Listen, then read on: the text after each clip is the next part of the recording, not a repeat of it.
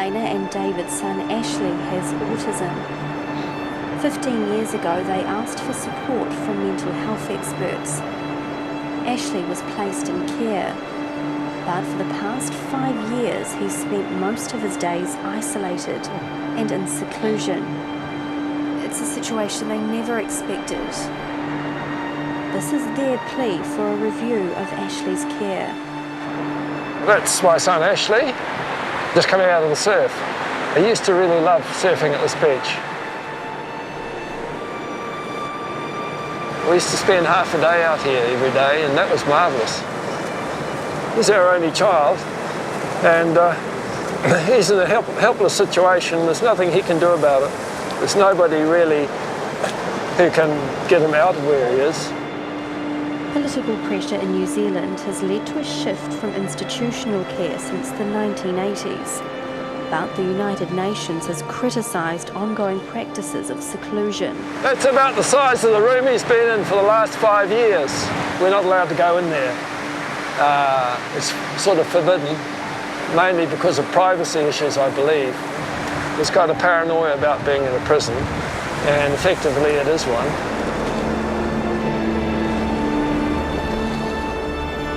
It's a terrible situation, particularly since he's autistic.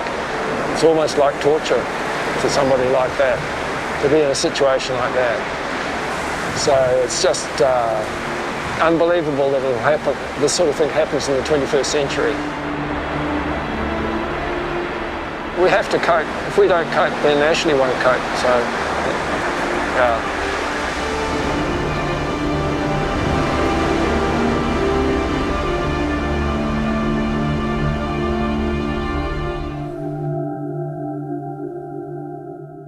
Well, seclusion is another word for solitary confinement, meaning you're locked up by yourself for 22 hours a day or more and not able to interact with another human being.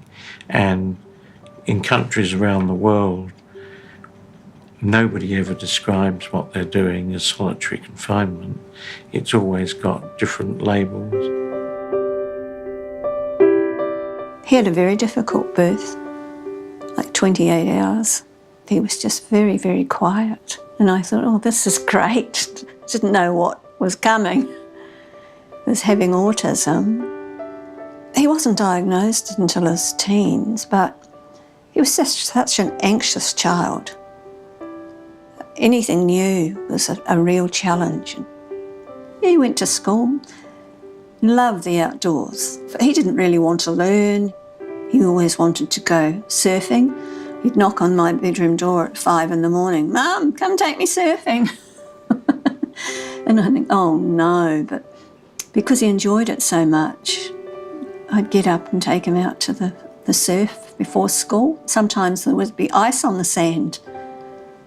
Yeah, very gentle, very shy, not very verbal.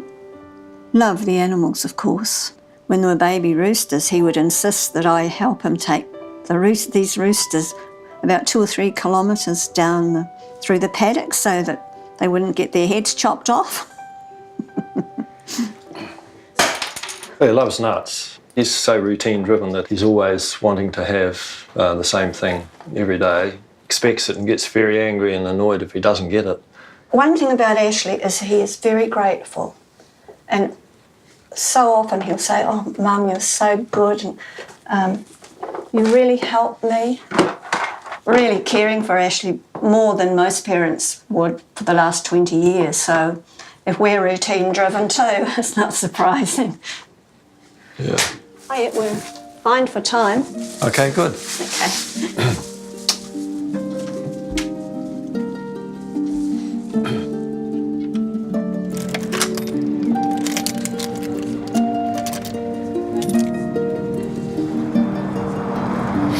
How do you think he'll be today? Well, I hope he's better than he was yesterday. Tafri Matir, it's a unit for forensic patients. It's supposedly a rehabilitation unit.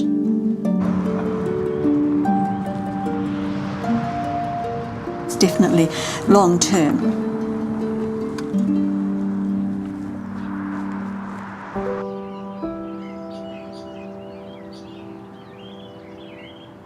Ashley has lived here for 10 years. For the last 5, he spent much of his time locked in the seclusion area. Formal requests to film inside the facility were denied.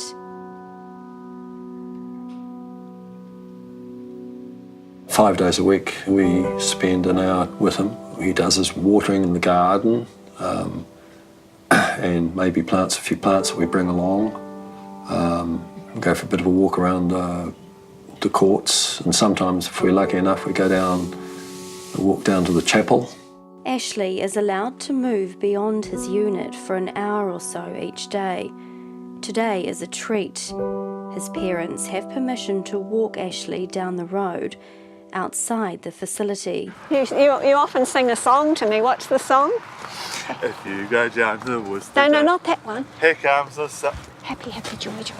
Yeah, happy, happy, joy, joy. Happy, happy, joy, joy. Happy, happy, joy, joy. Happy, happy, joy, joy. 5 years ago, before we went into seclusion, we would have half a day together, nearly every day. Oh, Mum's a godsend. That was really good because he could do things he really enjoyed, like about diving, surfing, a bit of trout fishing even. It was really, really great. Hello, darling. It seems like yesterday there. Here comes the sun. Here comes the sun. And I say, it's all right. I'm gonna... Ashley, no! Hey, it's only the bloody body.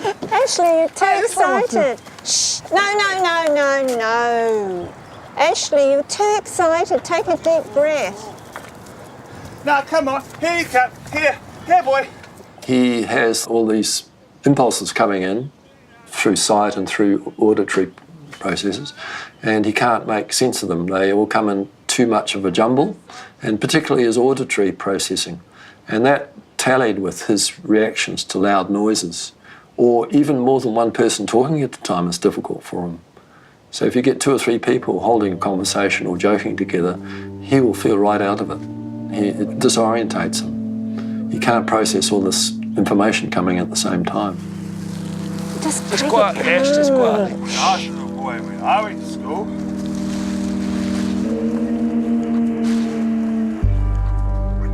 About 10, 12 years ago, when I was working for the council in Gisborne, and Ashley was going to a job centre where they looked after people with disabilities. And he came up to see me, and I was at the tea room at the time, and it was incredibly noisy. People were playing darts, and it was sort of at the end of a championship, and the noise was absolutely horrendous. He sat with me for a while, and he just got more and more agitated, and then suddenly he flew across the room and started to try and punch this work colleague. Where several of us realised what was going on. We rushed over, we grabbed him and separated him, had to send him off to the hospital. They called the police and he ended up in seclusion. But even prior to being hospitalised, he'd always had this phobia. I don't know where it came from, but he always thought he'd end up in prison. So this psychiatrist, he said he was going to put Ashley in seclusion. And Dave queried this and he said, it will steel him up. Well, it certainly didn't steel him up. And Dave sort of argued with him, but this guy was adamant. We love you very much. Love you too, Mum. Oh, great. Okay. Great to see you. Hey, you're doing really well. And I think the experience of seclusion was so traumatic for him that it really made his life a lot harder. The working group on arbitrary detention have said, following on from what a UN special rapporteur expert on torture has said, that you should never be locking up people who've got mental disorders or intellectual disabilities in solitary. And even for those people who are not disabled, the maximum anybody should be locked up is 15 days because of after 15 days it's called prolonged solitary confinement, and it can have irreversible psychological effects. These animals deserve fair treatment like I do. The United Nations has recommended New Zealand review this practice. Now he's in a situation where there are loud noises, and this is the sort of thing that can set things off. It can be just 3 or 4 people talking close by. He then goes, maybe tries to assault a staff member or something, and then he gets pushed into seclusion again. And it's all to do with the environment he's in. That's what's really distressing, and no real allowance has been made for that. During the season when people who believe in the earth get bipolar disorder. Well, bipolar disorder is for having been locked up in a cell. They say it's negative. No, I do not agree that bipolar disorder is negative. They just keep prescribing antipsychotics and saying, you know, if we get the treatment right, then he'll come right. But it's not going to happen while he's in that environment.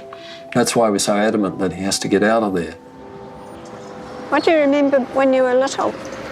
I still am a little boy. So I still am a little boy. That's when I was a little boy. It took 5 minutes.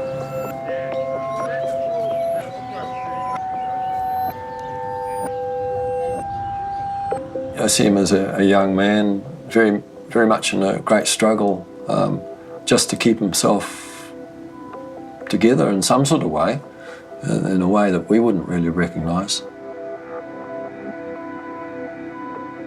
I doubt if I could have survived what he survived.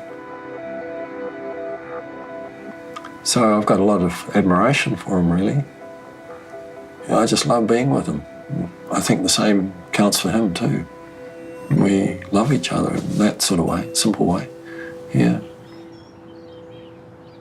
Capital and Coast DHB declined our request to discuss Ashley's care and asked that footage of Ashley not be shown.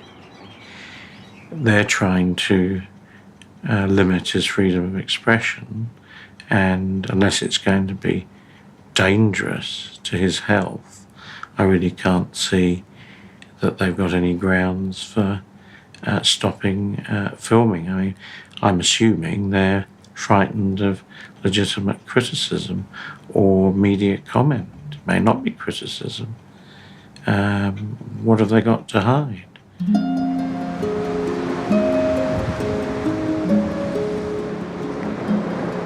The social connectedness is so important to him, to have the right sort of people that he can trust. And people that understand him. Yeah, that's right. Given those people in a more normal situation, it was normal comings and goings of people. Ordinary life.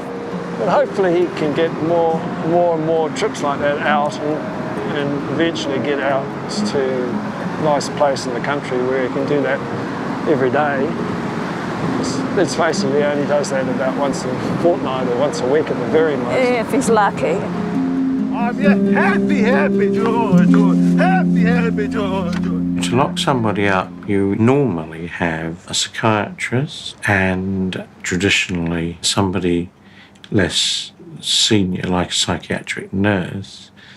Even back in the Victorian days, we used to have 2 GPs would lock you up. We're worse off than we were then, because if it is a psychiatrist and a psychiatric nurse, there's an imbalance of power there. There's not 2 equal. So it's, in my view, too easy to lock somebody up. And then it's hard to get out. Ashley's parents are his legal guardians, but the District Health Board now has responsibility for his care. A psychiatrist determines treatment. Seclusion is regarded as a treatment. But his parents have repeatedly tried to get Ashley a life in the community. This is something me and you talked about last week. You know, what do we want for Ashley most? We all agree, I think, that we want to see him in a rural environment, in a very peaceful place where he's supervised, probably 2 to 1 at least. I'm an advocate primarily to Ashley, but most of my work is with Dave and Marlene, his parents. It's hard to not work with the person directly, but in Ashley's case, you know, his living situation is so compromised. I have to do it with his welfare guardians. He's quite able to live a good life in the community in the right setting. In the right setting. So I think we need to think about how those steps out are going to eventuate. And I think your idea of getting more volunteers down to try and take them out is something we can do pretty well straight away. I think we'll have to think quite creatively about how we introduce people. I guess we need to get to know the person first.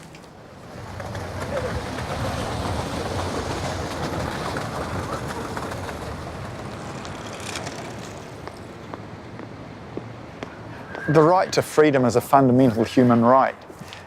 Everybody takes it for granted. Can you imagine what it'd be like just be locked up in seclusion for a short period of time, a few days, let alone for years and years and years? There are many human rights violations, and many of the worst involve disabled people, but much of the public doesn't understand this.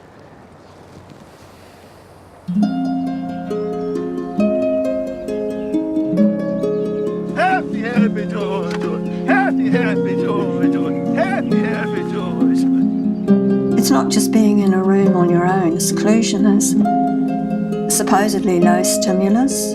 On the one hand, it can be, if there's no other people around, it's deathly quiet. And then if you've got 3 others in that same unit and they're all screaming for 24 hours a day, it's totally unbearable. What happens to many people is that because of some behaviour or perceived behaviour or risk within a mental health facility or a similar facility, they get placed into what's called seclusion. They might be put there to calm down, to de-escalate. There might be a locked door. But there are better ways of doing these things. Josh Barber also has behavioural challenges. He has 24-hour care, but he lives in the community. I've always been worried that my son, that Josh, if something happened, that he'd be taken away from us and either put in seclusion or something like that, and we'd lose him, that we wouldn't be able to help him. Josh is in residential care with 24-hour, 7-day-a-week support because he needs that.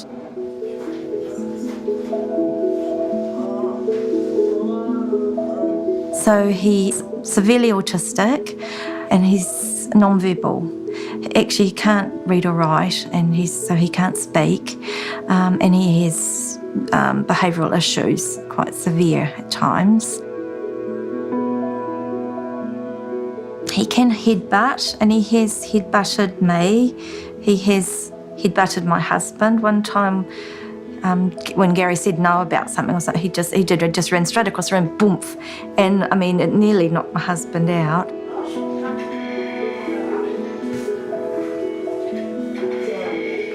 Spectrum do a lot of outside activities, a lot of visits to the community, which is what I've always wanted. We've wanted for Josh to be able to be part of the community because he should be, and they do really strive to do that.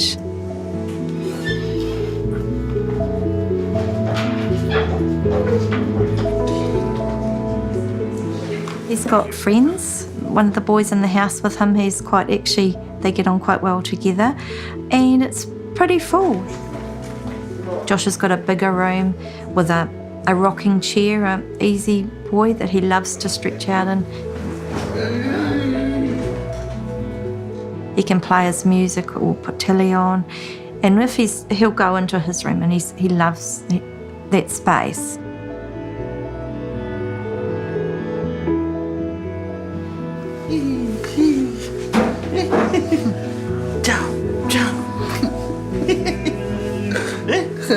I feel that he's happy and he's safe and he's living as a fulfilled life as he can, and I think that's good.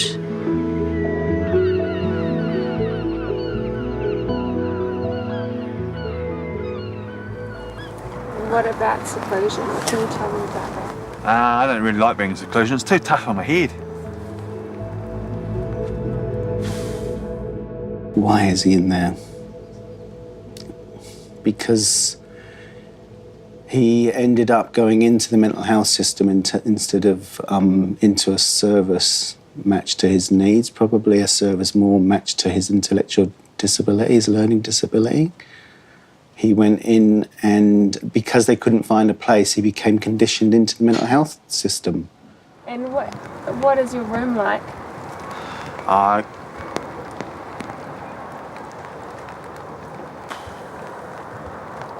Well, I cleaned it up going about 5 days ago.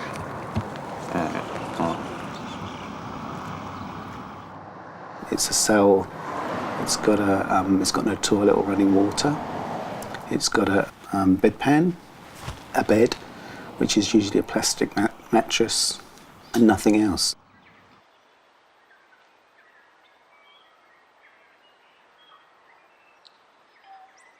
His room is where people go when they're in deep distress, or when they're being aggressive, or when they're in trauma.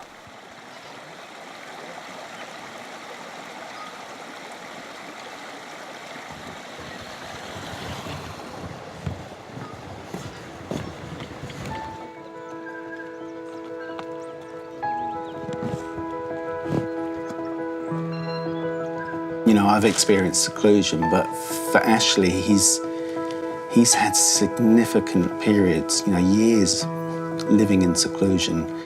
But from my experience, for me, it's like death for me. That's the only word I can really put to it. It felt like I was completely, all my choice and ability to have a voice was taken away, because you're locked in there without even the ability to get a drink of water. When you're distressed, particularly, at a time of distress makes it even more damaging. So when I've been in those situations, it is like I've died. I've had sort of death experiences, and that's what it reminds me of when I look back on it. I got out, I'm on a review, and I've got out a few times by walking out, running out, and then going back with an advocate, or going back and explaining why I left. And by doing that, I've often found that I've taken back the power of the situation.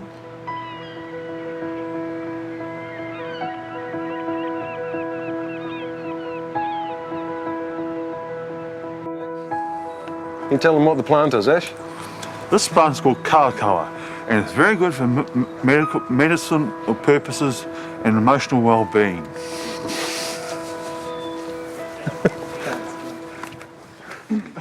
Three times a week, Ashley is taken into the community with support workers. Hell of a walk, that is. Yep, they did very well. Ashley's case is just a big dark cloud. He should not be living in solitary confinement. He should be living in the community and cared for. Now when I was a young boy, I used to study a book on entomology. Entomology is about insects. These insects are mayflies. From there, if you put a fin on a fishing line, would be a pheasant tail nymph.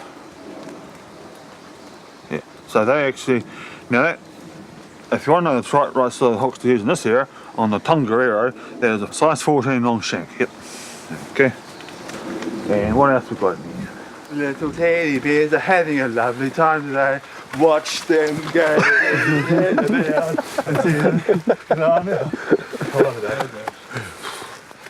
New Zealand has been examined by the United Nations on the Convention Against Torture and Ill Treatment and on the Convention on the Rights of People with Disabilities. And both these committees have said that New Zealand can improve around its seclusion practices. We can end seclusion. We can build best practice into what we do in our mental health facilities and other facilities so that this doesn't need to happen. The UN Convention on the Rights of Persons with Disabilities, which was a 2006 convention, New Zealand, interestingly, chaired the working group. But they haven't since then signed up to the optional protocol, which allows people to make individual complaints. So we were gung-ho how wonderful this was as an advance in international law, and then we were extremely backwards about putting it into place. And you see, out in the bush, I am very happy. Because when you're happy, you know, when you're happy, you know, when you're happy, you know, everybody's on the show. When you're happy, you know, good. Are we happy? Yes, the girls. Come on, everybody. Yes, we are very happy. We are very happy. Are you happy? We are very happy.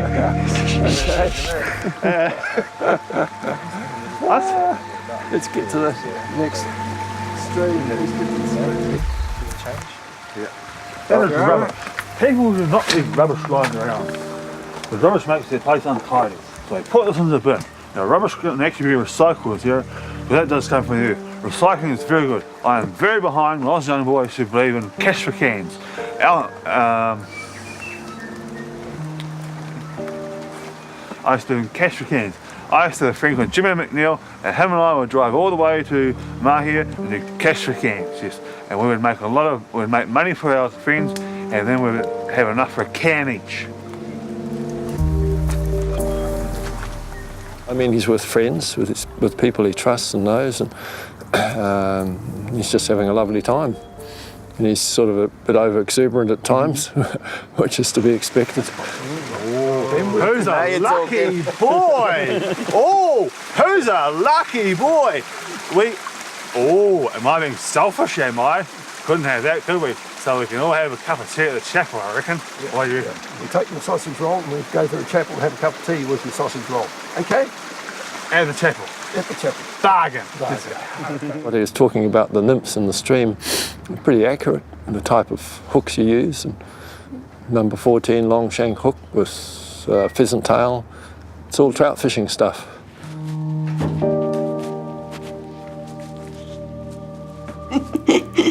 Oh, gee. Oh, wasn't he gorgeous? He was such a gorgeous wee fellow. Loved to dance and motorbike. I never really wanted him to be like a doctor or anything special. I just wanted him to have a very normal life, happy, contentment, I suppose, is what I wanted. To do the things that we all expect our children to do in their lives. And have a job and maybe a family, or just whatever made him happy. So that was sort of the life where Ashley was used to, out in the country, enjoying the outdoors, fresh air, and here he is now locked up in a cage. Pretty damned annoying, actually. Where would you like to live? In a little fishing hut. We haven't got much time left. We have to do it. We're getting older. We would like to see him in a nice, safe, quiet environment so that he's got some chance of some sort of a life, you know.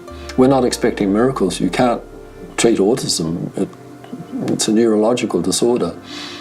But he can be managed in a place where he's got some chance, and that's what we're hoping for.